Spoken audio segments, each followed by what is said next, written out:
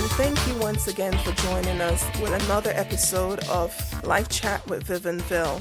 Now, Vilma, this is our 5th episode. Can you believe we made it this far? Hi, are you sure? Yeah. 1, 2, 3, 4, 5? Yes, 5. Wow. 5. And it's been really awesome with the feedback that we've been getting from our audience. Keep it coming, of course. You know, people were talking about the information they got from the psychologists, the nurses. So many people commented of how they were touched and impressed of the type of nurses that we had on. And, you know, they just looking forward to the next show and the next show. That's the feedback that I've been getting. So what about on your end? Oh, similar. People are loving it. They want to hear more, and they are happy for us, and they see us, going somewhere. Yes, all the way up, right? All the way up. Yeah, to the top. Exactly. So let's talk about the show we have lined up for today. The show we have lined up is going to be another great episode, I believe. But before we do that, let's tell our audience how they can able to get in touch with us once again, Vilma. All right. So we can be found on Facebook, Live Chat with Viv and Vil. You can email us at livechatvivanville@gmail.com, or you can go on our website at livechatwithvivanville.com. We are also broadcast on Vital GH Radio Mondays and Saturdays at 7 p.m. Of course, we are on multiple podcast sites, iTunes, Spotify, iHeartRadio.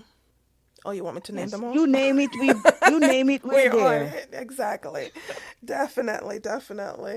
So, this show for today, it's about business individuals and a person who have been working in the restaurant industry for many years, and we just wanted to talk about how this shutdown and COVID-19 with various restaurants, or how this time has affected their lives, and to hear how they deal with this time. And also we have a financial advisor who is on that's going to give us tips on, what we can do with our money at this time, and how we can save, and how we can able to change our mentality in various ways when it comes to finances and how we think about finances. So I think this is going to be an awesome show in hearing their stories and what things they put in place to make ends meet, and etc. etc. So Vilma, what do you think about that? I am looking forward to it. I want to ask you a question. Where was this financial advisor when I needed him?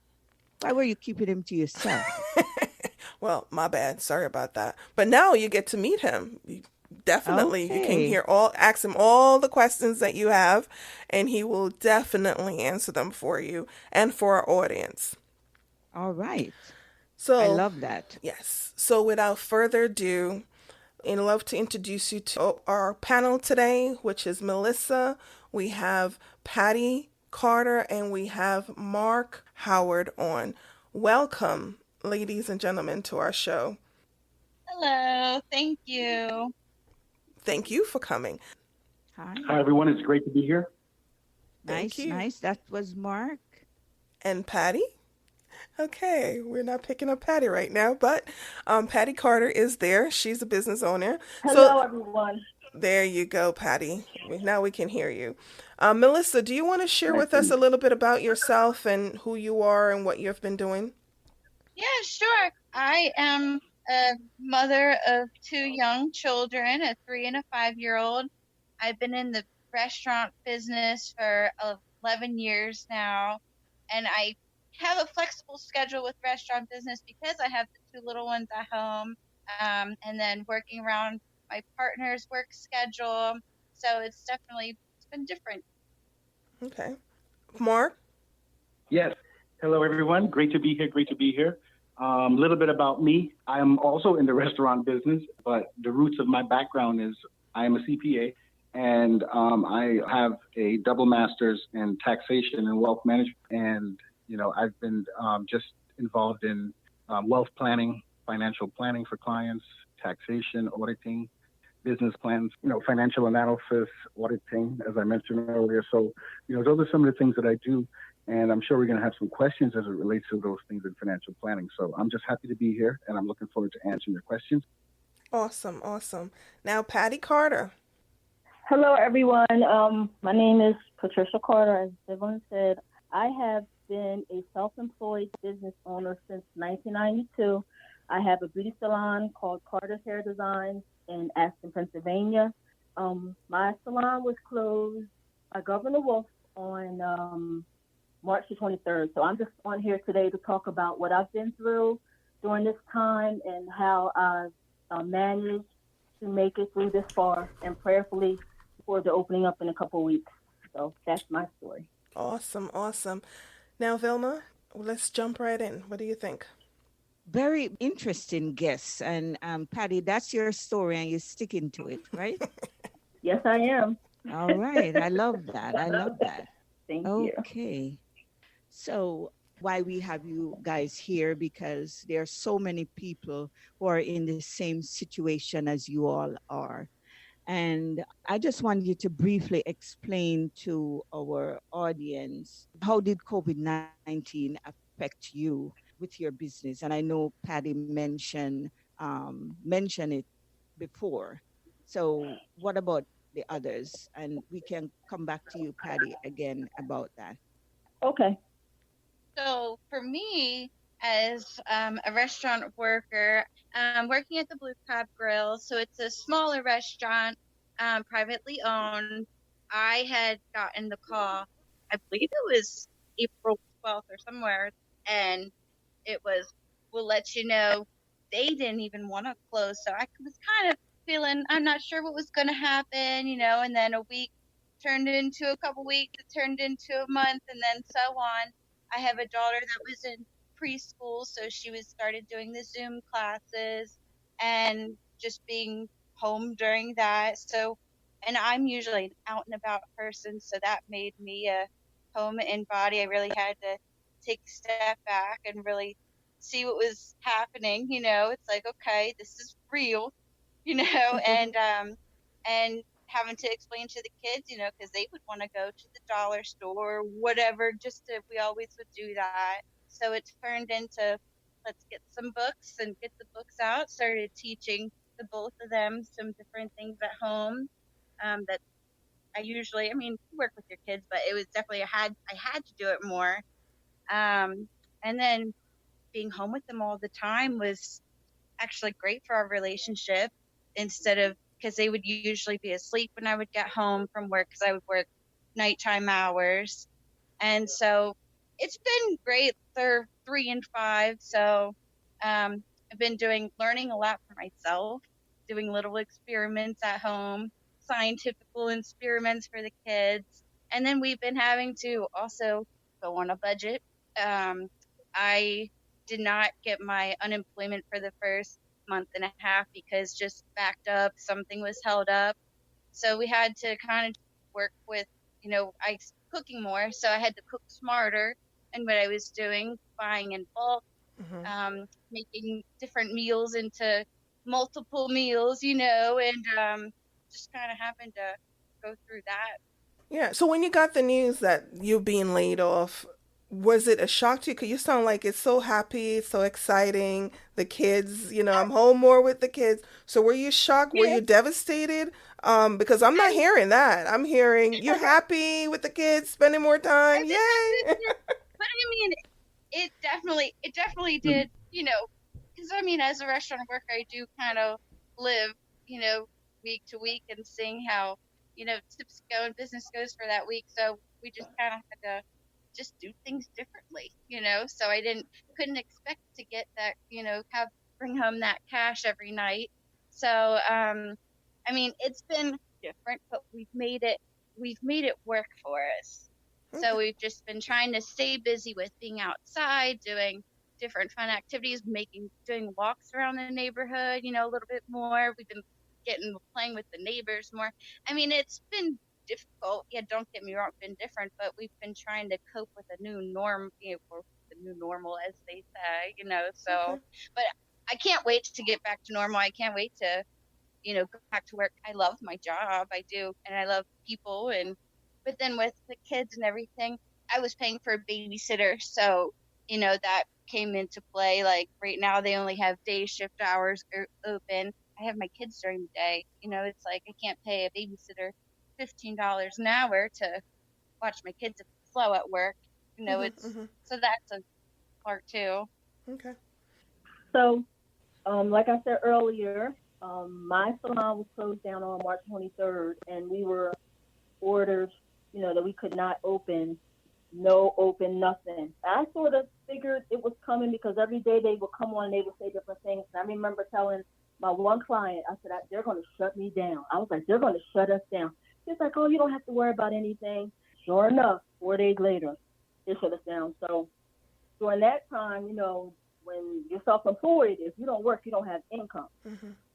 And I don't think a lot of people fully understand that because most people transition to work from home, Mm-hmm. but then they still got a paycheck. Right. So I did not. I became a delivery driver, and Vivian will tell you, I joke about it all the time. That's not my real job. That's not going to be my real job. And here, this is what became my real job. And I still haven't gotten a stimulus check, but by the grace of God, I'm still surviving. Mm. And I just thank him. And my thing that I would tell people is faith over fear, that I'm not fearful. And, I've been surviving. I'm a home baker, so I've also baked cakes a few times to make money. I can't say I was in the poorhouse or anything, but when you're not getting any money, so that's what my life has been like during COVID. Okay. Became a delivery driver. I think I'm pretty good at it too, but that's been my work. Awesome. So what about you, Mark? Did COVID-19 affected your businesses in any way? Yeah. It was just interesting listening to everyone speak about the effects of this unforeseen virus. On top of that, especially since there's no vaccine, it's just a lot of fear built up in folks. So when you look at the whole nature of the fear, then transcending over into business, everything gets affected. From the top all the way down to the bottom. I tell folks this is a time where not just the poor is losing money, but also the rich. A lot of entertainers who would have wished to perform in stadiums, baseball games, owners of baseball stadiums, who have, large loan payments to pay each month, interest to pay on their debts. Everybody's losing money. So, during this time, looking at from that perspective, what I did during this time, as a CPA and a financial planner in my own gift is that I just started to look more into my budget. Mm-hmm. It's important that when we face these unforeseen times, we know our budget. And when you know how your tire sits, your vehicle is going to go very far. Mm-hmm. So now is the time. I heard one young lady earlier talk about how it's expensive to spend at daycare, and now she has to watch her child. So, one of my hosts here. So, that's a perfect example of knowing how your budget's going to cost you. Is it worth making certain decisions, or are you going to make a decision out of emotion, or are you going to make a decision out of your budget? Look, Right. some of you listening may have family members calling you. They need money. Now is the time where we have to help. Or a lot of us, we walk in that belief that God helped those who help themselves first.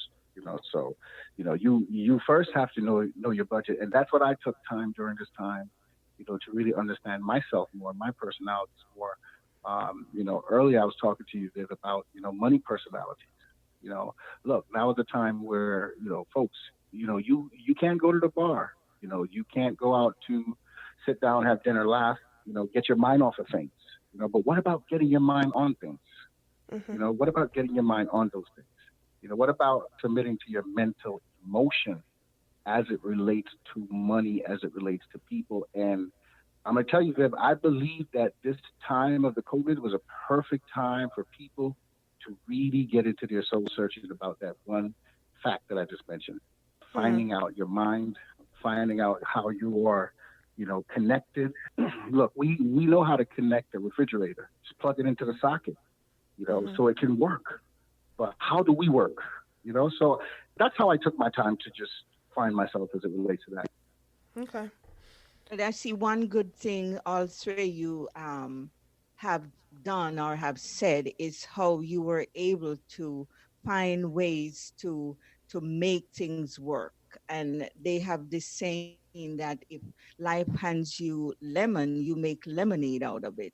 Hmm. Or, you turn your hand and make passion. So it's just so beautiful. You didn't just sit down and Nope. say, "Whoa, me," but you found ways. You got another job. It's not your permanent job, but you know it's important to have money, and you're not gonna steal it. So you find ways to honestly make a living. That's great. That's wonderful. I hope our audience is listening to this.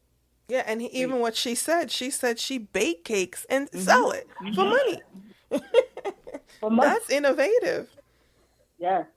You remind me of the Proverbs 31 woman. I'm Definitely. right She's next. very industrious. Right. Yeah.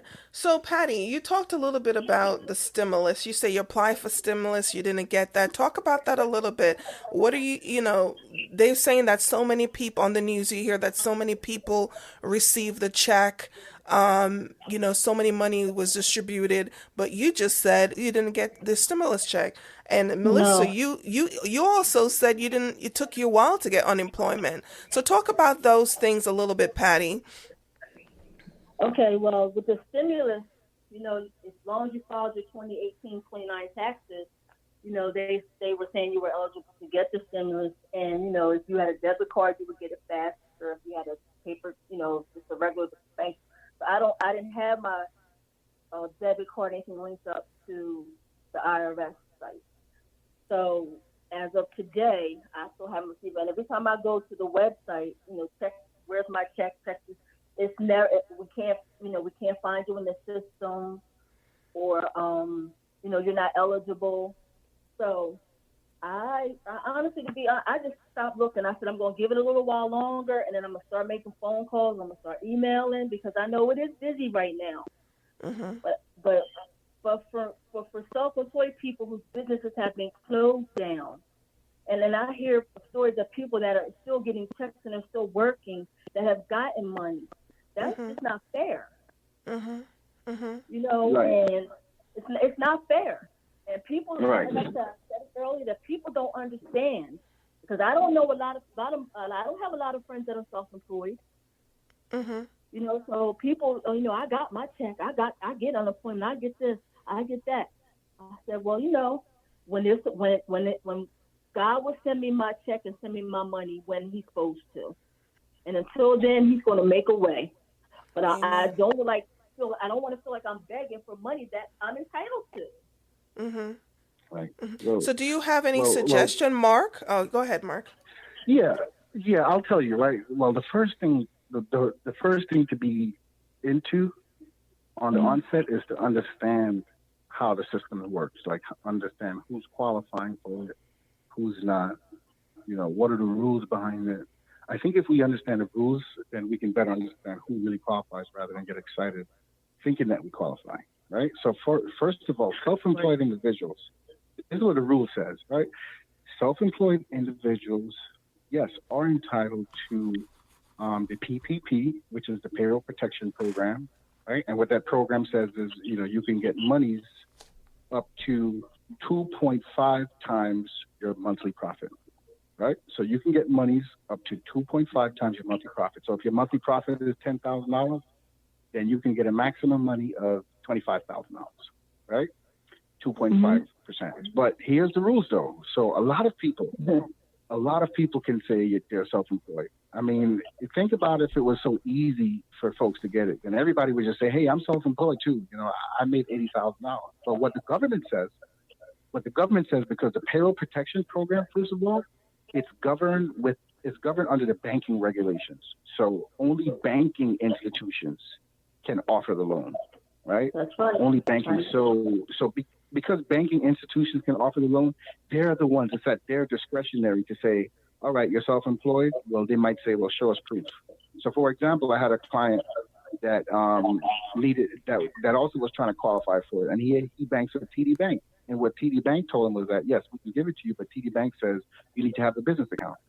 So now understand this, folks, you're listening. Well, you're saying, well, I'm self-employed. How do I have a business account? Well, what it says is legitimately, it forces you to legitimize your self-employment activity. So it forces you to go register a DBA. So it could be your name, Michael Howard, doing business as Michael Howard Cakes, right? That's my DBA. So once you register your DBA, then you have a business account with TD Bank under a self-employed person individual ID number. And at that point, a person who now steps to TD Bank will say, hey, I have my numbers here. Here it is. TD Bank will say, yep, we approve you. Here is your monies. So that's really how the process works. There's so much confusion out there. Yeah, Right. yeah, because you're self-employed, you automatically get it. But there's some rules behind who gets it and who doesn't. But you're talking about the PPE. You're not talking about the stimulus. Well, now the stimulus, right now here's the rules on the stimulus now. So the rules on the stimulus is this, right? And by the way, there's a lot of people who have not gotten the stimulus. And the only reason I mentioned the PPP, because I heard you mention self-employed, because self-employed, you do qualify for some monies. But the way the stimulus works is if you earn less than $75,000, you're a single individual or you are a head of household person, then you're going to get the stimulus, right? Now, there's a lot of people who qualify for the stimulus who have still not yet gotten it. It's obvious. I mean, right now the IRS is not even taking phone calls. They just recently opened up, actually. But I'll tell you something.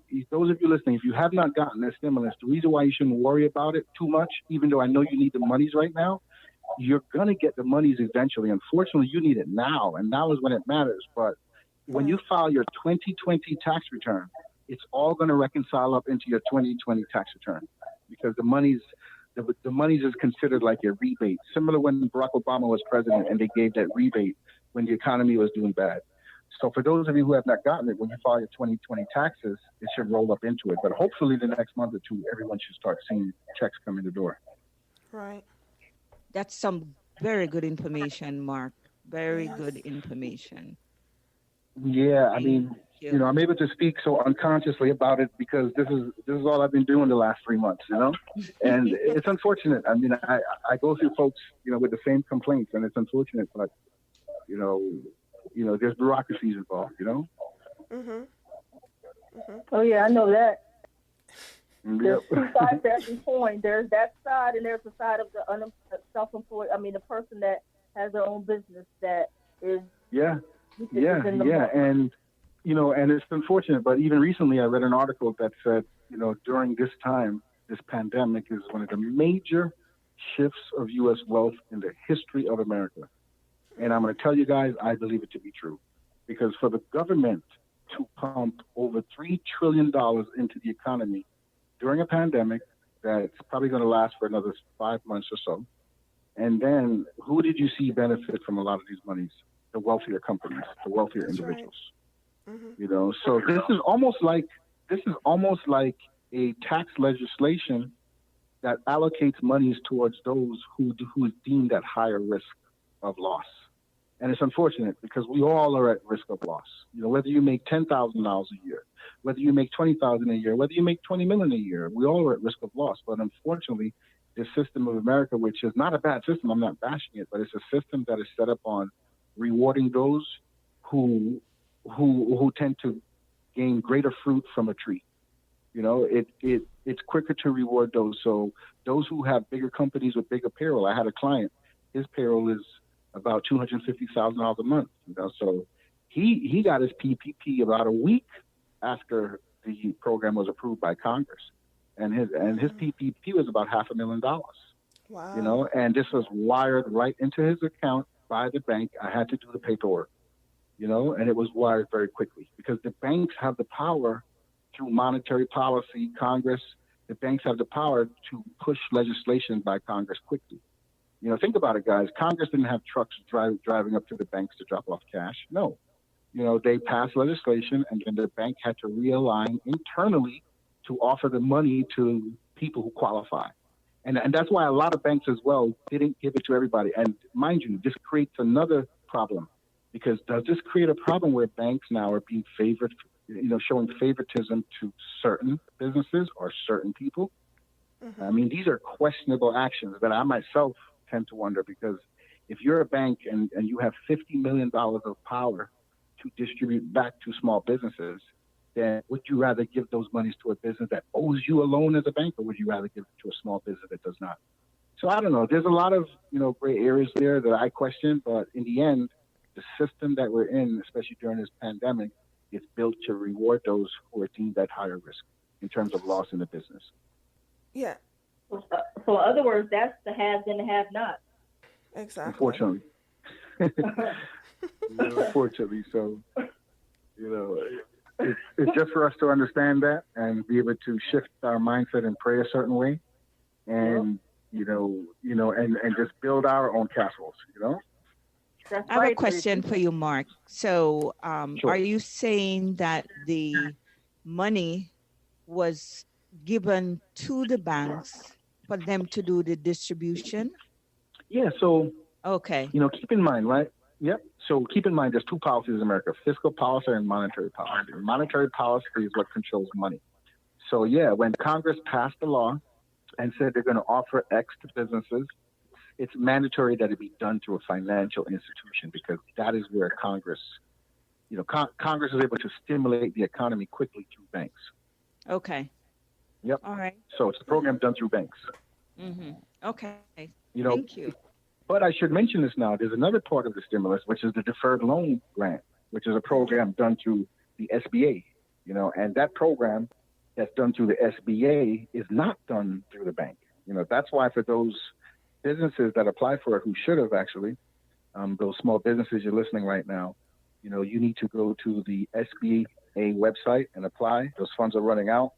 But those funds now are given to businesses, and it's not given to a business who shows that they're in business, but it's more so given to a business whose owner has decent credit, and you can at least show you've made some revenues, right? Those are the criteria that the government uses. So once you provide those criteria, then the government may offer you a $40,000-$50,000 grant.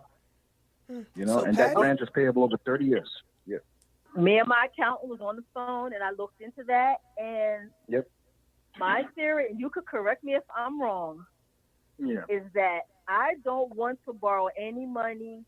I don't care if it's 1%, 2%. I don't. Mm-hmm. I don't want to borrow money because I feel like this is the state of Pennsylvania's fault. And I said that's just my personal opinion. That's how I feel. Mm-hmm. I don't want to borrow money for something that wasn't my fault. I don't want to go back into business and have to pay you 1%.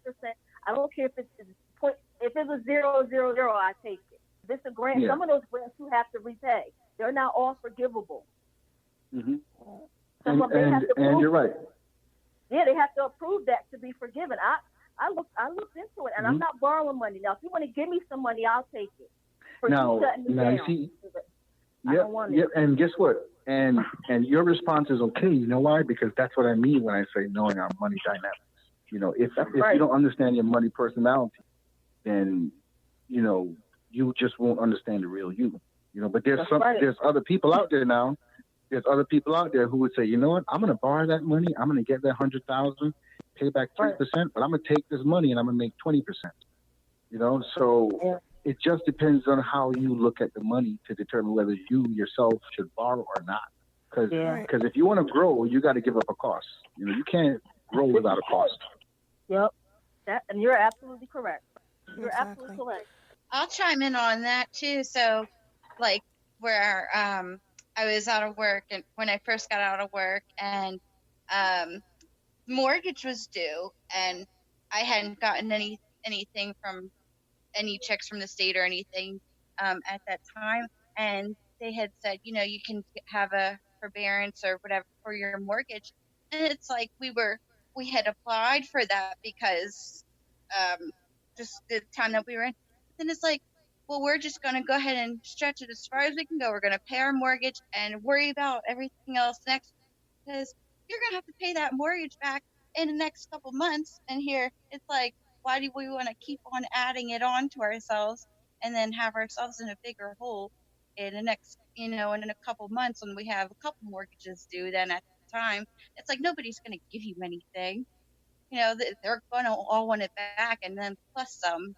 So it was just kind of like just different decisions that I had to make for my family in the beginning, just because we are a low income household here. So it's like, we had to figure out what we were going to do this week and this week and this week, before we kind of got on the track of how it was going to be. So, but Yeah, yeah, it's like, oh, great, we can get help. But it's like it's not really help. It's help for right now, but still have to give it all back. yeah, yeah, Right. and it just. I'm sorry, Vivian. Yep, No, I was gonna say, yeah, I guess it all boils down to, like you said, about the mindset and how you feel about money and what, how you see that's how right. that money can make money for you or it make you grow in a Right. certain standpoint. Because sometimes, like you just said, what you said really good is that some people can look at that and say, okay, at that percentage, I can use that money and make 20% more in my business, use that money for something that I need to put my business to another level. And those are things that we have Right. to really look at of how we're going to make this benefit us in the long run. Not just to take the money to just spend the money, or like Melissa said, defer your mortgage when you know that you Yep. don't have a plan, and when time comes you Mhm. still got to pay that money back. So this is really a Yeah. good conversation you guys are having, and I know these are things that people are thinking about, and that's why we allow you guys to just go ahead and talk, because you guys are the ones who are experiencing the lack. Like Patty said, and she's very passionate about it. Like, you owe me this money. This is not my fault. And Right. Melissa's Right. talking about how basically, I have to pay this mortgage back. I'm still going to pay something on this. So I'm going to twist it a little. Did you have something to add to that, Mark? I'm so sorry. I was going to move on to Oh another no. question. Oh no. Please do. Yeah, because you pretty much just mentioned what I was going to say. But yep, I'm with you. Okay. So, being a mother, Melissa, and having two kids, and you talked about you lost a job, and Patty talked about baking cakes, and she talked about doing deliveries. What did you do to make ends meet? Oh, we stopped going out and spending money because we didn't have the extra money to be spending. So we, I enjoy cooking. So just starting to do cooking different things like um, taking advantage of leftovers, maybe making a whole chicken and then using it a couple different ways, making it into lunch and dinner, having dinner and lunch the next day. Just being smart about what we were buying, wasn't really spending money. At least everything was kind of close, so I didn't have the, um, couldn't really go shopping too much, but just had to watch the way that we were going shopping, meals that we were cooking. At least we were Okay. saving on not traveling with gas. So, I mean, it's Okay. just different. It just, I guess Yeah. that's not really answer your question. No, it's okay, because you said some points that people can do. Yeah, Like you mentioned about the chicken. You cook the whole chicken and you cut it up to make it stretch for a couple of days. That's stuff that people don't really know they could do. You plan maybe the chicken, you do chicken breast today, you do sandwich the next day, you make a soup the third day, whatever it may right, be. But exactly. Yeah, some people, right, some people may don't not just know bring that they can do leftovers. that with a chicken or whatever it may be. But I'm going to give you the same question too, Patty. How did you keep your customers engaged? Your customers are not there right now. They normally see you all the time, and they talk to you about their personal issues, because that's what most people do. Sometimes they go to hairdressers or the barber or Yes. whatever it may be. So, how did you keep your customers engaged? Let them know that you're there. Let them know that you're still, there for them. What did you do in this time? Um, I tried to, and I made sure to keep the communication lines open. When the shop first closed down, I called every one of my clients that are my regular clients, ones I have phone numbers to that, were coming on a regular basis, to let them know what was going on. A lot of my clients are on Facebook. I reached out to them on Facebook, and I said, told them if they need anything to inbox me. Everybody has my phone number. I made sure I would text them, ask them how's your hair doing. And some people are receptive to your the calls, and some people seem like they were just like, well, okay, well, I'm just gonna wait. I said, okay, well, I'm just here to make sure that I'm around. If you need me. Some people said they didn't need advice on their hair, and nothing else you can say was like, okay. Hmm. But I made sure that I kept the communication lines open. Yeah. That's the main thing. You know, And some of them are starting to reach out to me. Now that they know that Pennsylvania's about to open. So communication is key. You have awesome. to stay, mentally in their head. But a hairdresser, everybody loves. They're going to come back to get their hair done. And this is a rough time for a lot of women. So I said everybody will need a makeover. That's what I know. So, but Good. you have to stay in communication. That's the key. Okay, so you guys are doing a good job. So what measures do you have in place when you reopen, Patty? Well, right now, I saw the news yesterday, and I know that I have to get my shop clean. Um, I am a one person salon, so I only take and have always worked with one or two people at a time anyway. I've always worked by appointment only. So the things that people are doing now, I've always done.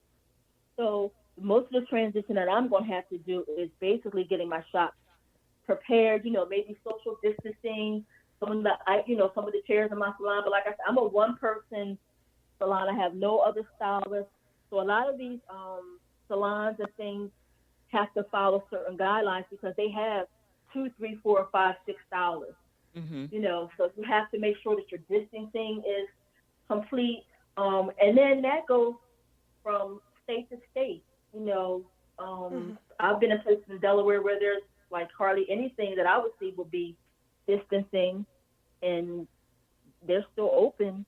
So I'm a one person show, so I know I have to get my shop cleaned, and I have to, just do everything that like I said, I've done before. It's not going to be new to me, you Mm-hmm. know, where people Yeah, have to sit yeah. outside, like, you know what I mean? Like people have to literally go knock on the door, and then they have to tell you to go wait outside, and we'll do this. I don't have to operate that way. So I'm really just going to hit the ground running after I do a very good cleaning. Awesome. Mark, so what other ways are things that one could, be doing around this time with so many people are unemployed? Yeah, sure. Well, that's a answer that can be very subjective, but from, my standpoint, from a Christian man, as well as, a CPA standpoint, first it's important to know yourself, know what drives your buttons, know what affects your spirituality. I often say to folks, it's always important that when an individual is going through storms, that they remain calm and remain peaceful and they stay around things that make them strong, Hmm. and those are things that affect the person's spirituality. Look, it's difficult times. Some days you might feel up, some days you might feel down. But, from a spiritual standpoint, it's important for you guys to take home of what affects your spirituality. Those things that relates to or affects your spirit, Right. So we had a young lady mention that she enjoys, cooking. She enjoys baking.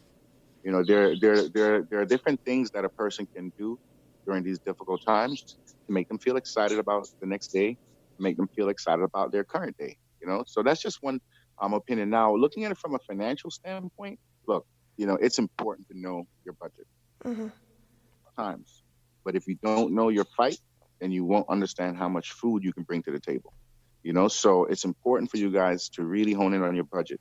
Look, gas prices have gone down drastically, so that's monies that's available that would have had been spent had gas prices still been up. You know, People are eating out less. So look, I would say, when you guys go to the grocery stores, understand your budget. How much do you spend every month on food? Well, before the pandemic, when I had a job, we were spending 1,000 a month on food. Well, after the pandemic, what are we really spending now or budgeting for food?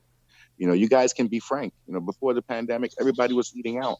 In the United States, the food industry, Viv, is a $800 billion industry. And that industry has been affected big time by the pandemic. Right. So, it's important to realize that yes, monies have been lost in that industry, but at the same time, you're saving money because you're not spending money in that industry. That's correct. So, yeah. So the economics may be different. The 1+1, your 1+1 may no longer be two, but if you look at your budget, I'm telling you, folks, you will be able to see that there's a lot that you are going to save, even though there's a change in your flow of income. You know, Mm-hmm. now looking at it from a revenue standpoint, what can we do? Well, the government has currently offered programs for those who have been affected by this pandemic.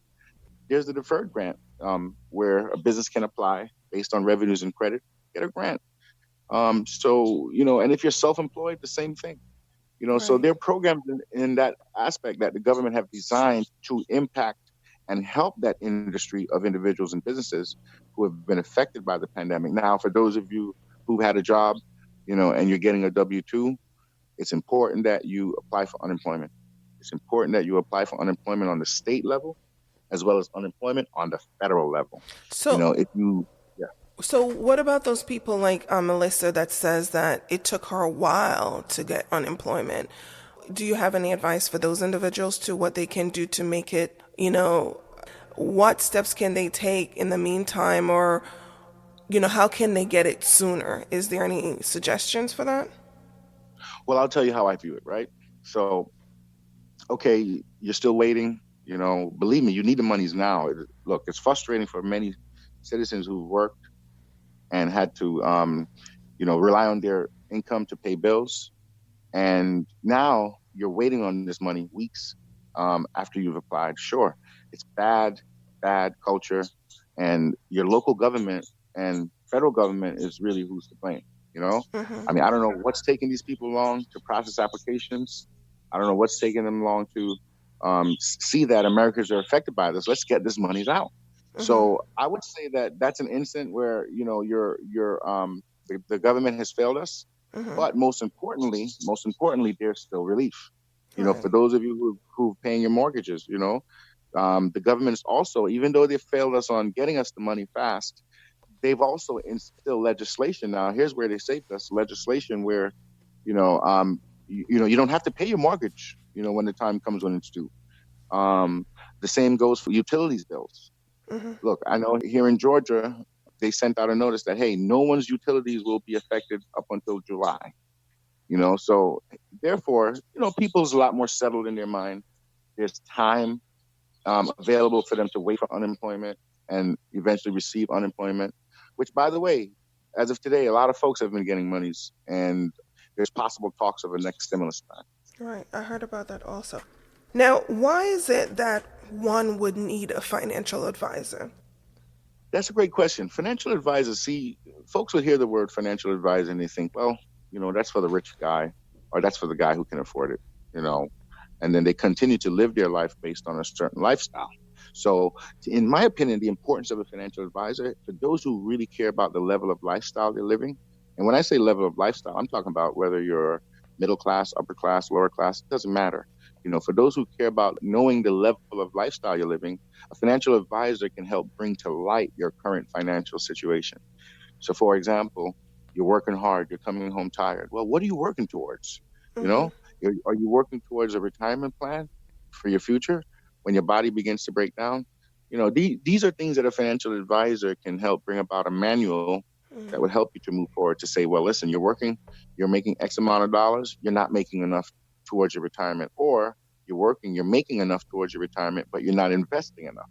Okay. So a financial advisor, in a nutshell, is someone who's a financial coach and will be able to coach you through your lifestyle. You see, there's three phases of a person's lifestyle that impacts their living, impacts their growth, and impacts their money. Mm-hmm. And those three levels are the accumulation period, right? So that's the period when someone's about 25 years old to about 41, where they're young, they have a lot of energy, you want to go hang out, and in fact, Viv, if you think about it, and it's just a genius planning on the government standpoint, the accumulation period is known as a period where there's a lot of individuals that period are single. And because of that, think about it, the tax rate for single individuals are so high. Tax rate for, if you're single in America making $100,000, you're going to be clobbered on tax as opposed to being married. So I look at the accumulation period as a period where, it's a period where you're young, you're energetic, you're going out, you're working, and then once you reach the conservation period, which from the age of 41 to about 59, once you reach that conservation period, your mindset begins to change. And then lastly, you reach the distribution period where, you're a grandparent, So a financial advisor is so important in the need for you to understand your movements through your life cycles.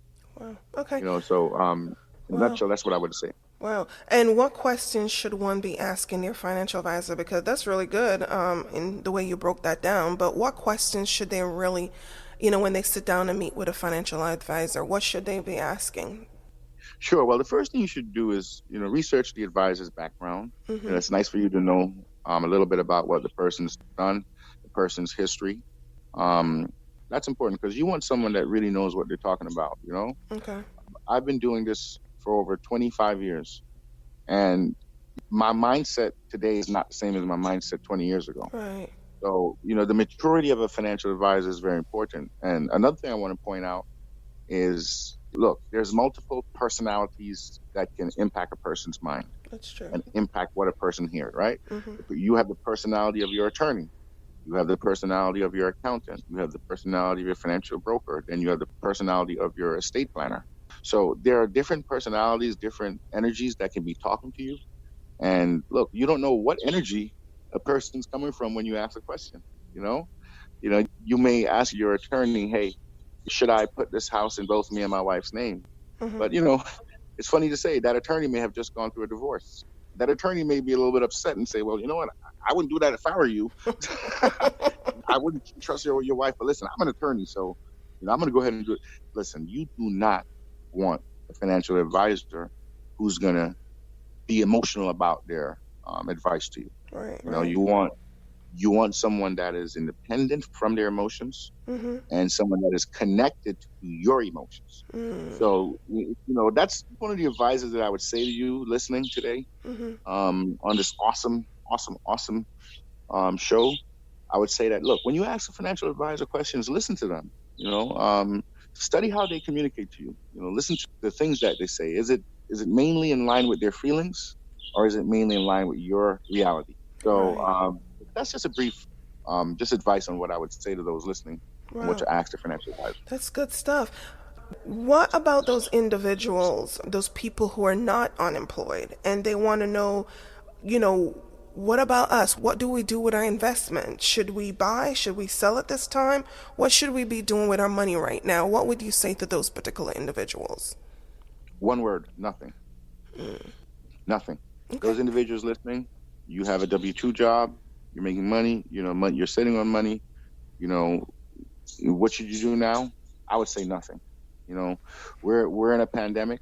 A lot of people say, oh, it's a pandemic. Now is the time to invest. Now is the time to put monies in, and I'm not trying to get my own emotion involved. Mm-hmm. I just told you guys about, but, when I look at the reality of, okay, you're in a pandemic, you don't know what's going to happen tomorrow, Right. right? You don't know if the company you work for is going to fold or what. I just don't believe that it's good time to move forward. I think that once we get a clear picture of the future, and that's where presidential leadership comes into play. And it seems to me that, Washington's a bit, they had a confused approach as to where, as to this pandemic. Is it going to spread? How many people it's going to kill? Where it's going to spread to. There's been a lot of confusion coming out of Washington. And in my opinion, where you see confusion coming out of the government, I just don't think it's wise. But listen, hey, you listening right now, you may have a very risky personality. I respect that. You may have a personality where, hey, you know what? I don't care. I'm going to dive into this ocean, even though the waves are very high. Listen, I say go for it. Look, I'm not going to stop here and stop you. Mm-hmm. I'm going to say go for it if you have the mindset for it. If if you're willing to take those risks, Mm-hmm. if you're willing to buy stocks that are very low right now, in anticipation that after the pandemic is going to shoot back up, go for it. Awesome. Awesome. Patty, did you have to pay your landlord at this time? No, what I did was I called my landlord maybe a few days or a week or so after it happened. I talked to them, and I've been there for 3 years. Like I said, you have to have good relationships with people as well. And they told me, don't worry about it. Pay when I can pay them. And I mean, that's not going to last forever. what I'm going to do with them now is I want to communicate to them to ask them how I'm going to move forward. How do we Mm-hmm. proceed forward? When I come back, what am I going to owe you? I have to get those. That's another thing that I'm glad you mentioned that I have to get in place because I like to know. I don't like to be like, oh, what are they going to say? I need to know what we need to do for me to move forward. You know, I have the suggestion. They may not take it, but I'm going to suggest it. Mm-hmm. Well, you never know until you That's ask, right, and right? I'm going to. Exactly. So, Vilma, do you have any more questions for our Right. audience? Okay, either of you can jump in, and I see the admirable job you guys have done, and trying to make your money stretch as as far as it can, so you can survive. And I may be a little bit upset because the help that was promised did not come through for you. But if you were to advise someone who is going through a similar problem, what would you say to them? You want to go first, Melissa, or you want me to go first? I'll go first because mine's kind Okay. of shorter and sweeter. I mean, you just have to live every day as it goes by and just kind of cope with what you can do. Shop smarter. Don't overspend when you don't need to. You don't need to get the Mm-hmm. extra stuff. Just get what you need from the store. You don't need to stockpile on everything. Get what you need to feed your kid. Try to just be smarter with what you have going on. And I'm thinking about the relationships that I'm making with my children that I haven't been able to make with working a lot usually, and out late, being able to read them bedtime stories, taking every second of it, just making the best of it. Good. Okay. So my advice for all my other stylists out there, own beauty salons and barbershops and nail salons, is to save, save, save your money. Now, if I have not learned Mm, anything, no. If God has not shown me anything, it's the difference between a want and a need. Mm. Because he showed me that because he closed the mall, so I couldn't go anywhere to try anything on. So I stopped shopping. He's caused me to really save money. I'm not going to the movie theater. If he hasn't shown us anything, like said earlier, is to save, save, save, save the money, especially if you're self-employed. That's one big thing that I've learned. God has shown me during this time, and um, to keep up good standards with creditors and mm-hmm. to keep the communication lines open. If you're self-employed, you may need to up your credit, but if you're self-employed and you're spending money, because I've been doing this for a long time. I started in my mom and dad's basement, and I had money in my hand every day, and I would go to Acme every day and just buy. I didn't need it, so I'm just saying that being self-employed, you have money in your hand every day. Most people don't. Save, save, save your money. Right. Good advice. Good advice. Vivian, I'm going to just summarize what I got from both Melissa and Patty. Patty. Thank you. Don't overspend, because sometimes, when you're at home and you're not going out, you tend to want to eat more. So don't overspend, don't Mm-hmm. stockpile. If it's not Mm-hmm. there, then we won't want it. So those are some good advice. The Mm-hmm. difference between want and need. And I know that applies Mm-hmm. to a lot of us. So now we realize, "Oh, I can exist without that. I can exist without going to the restaurant." So you cook Exactly. more. That is excellent. Keep the lines of communication open with your creditors. Yeah, that is such great advice. And what do you think about adding to that? You keep the lines open, but if you can pay at least the minimum, what do you think Mm, about that, Yeah. Patty? Okay. And I called everybody, but some of them I have paid. But when they say during this pandemic, they were overly generous, and I took it.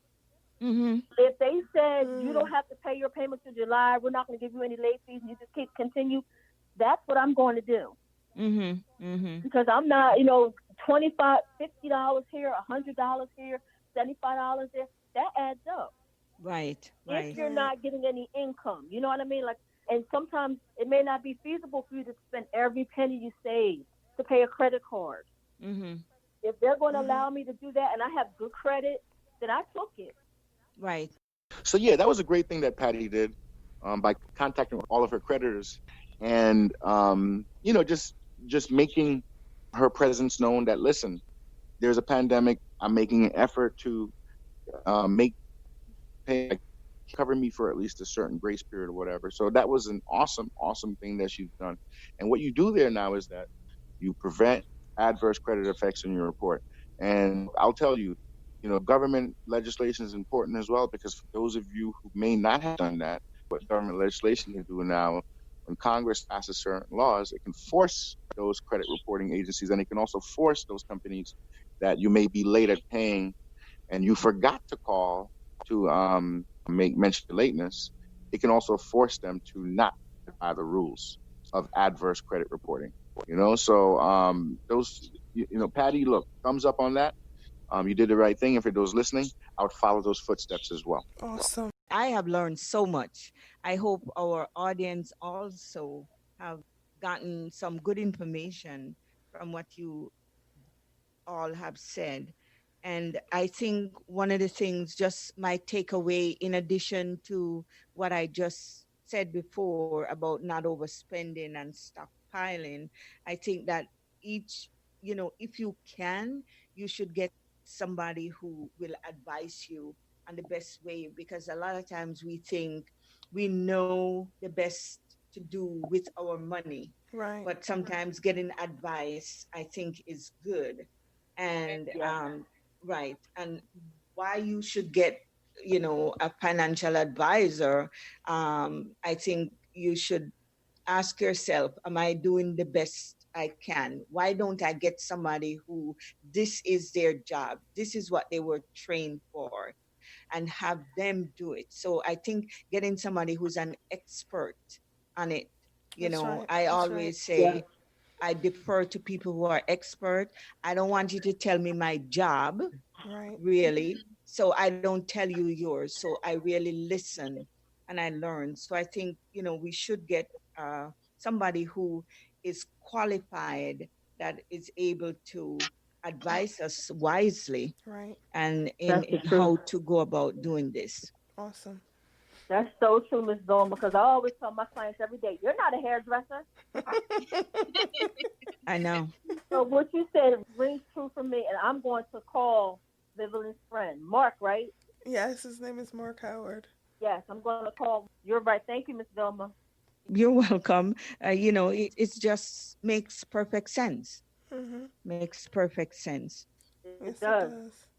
Next steps for those who are listening. One, as we have listened, we have heard, I want you really to seek somebody who can help you financially, who can help you get out of maybe the rut that you're in, who can look at your savings, your 401k, your 403b, whatever it is, your savings that you had. Have somebody who you can get advice from. Don't panic when it Mm-hmm. looks really, really bad. And you're like, okay, I'm just want to sell this, or I don't know. Get them to advise you what to do, and as much as you can. And I'm saying this because this is what my financial person tells me: hold it as long as you can. Don't do a panic sell, but get somebody who can advise you and try to take a stock of where you are financially. Right. Try to take a stock. What have you lost? What's your deficit? And be truthful to yourself. Don't hide some of them. And as these young ladies say, be encouraged. That's right. Well, I sure enjoyed my time tonight. I really did. Well, we thank you. We do appreciate you ladies coming on and joining us, and also Mark, because he really did have some really good information for us. And we do appreciate you ladies. We do appreciate your frankness, where you are right now and everything that's going on with you. And we know that, with God, all things are possible. We know that with your determination, Patty and Melissa, that you guys will make it through. You put really great things in motion, and because you put great things in motion, then you expect a great return. And I can see that even though, Melissa, you're not in work, you still excited, you're still happy, you're not down or humdrum, you still have that joy on your face and in your voice. And Patty, you are just strutting through, you making it happen. You're not waiting for someone to make it happen for you. So we just really appreciate you ladies for coming on. So if somebody want to get a hold of you, Mark, how can they get a hold of you? There's a few ways. I must tell you that I have an office in Kingston, Jamaica, that I travel to at least 2-3 times a month. I have an office in New York, as well as in my restaurant here in Atlanta. My wife and I are owners of the Dutch Pot Caribbean American Flavors, located in Stockbridge, Georgia. We have 2 locations here. So there's my Solomon location, equivalent, I call it Solomon, because it has to represent royalty. My Solomon location is where my office is. Okay. I have an office built in there just for myself. So if you want to reach me, you can either contact me directly on my number at 770-883-1905. That's my direct cell.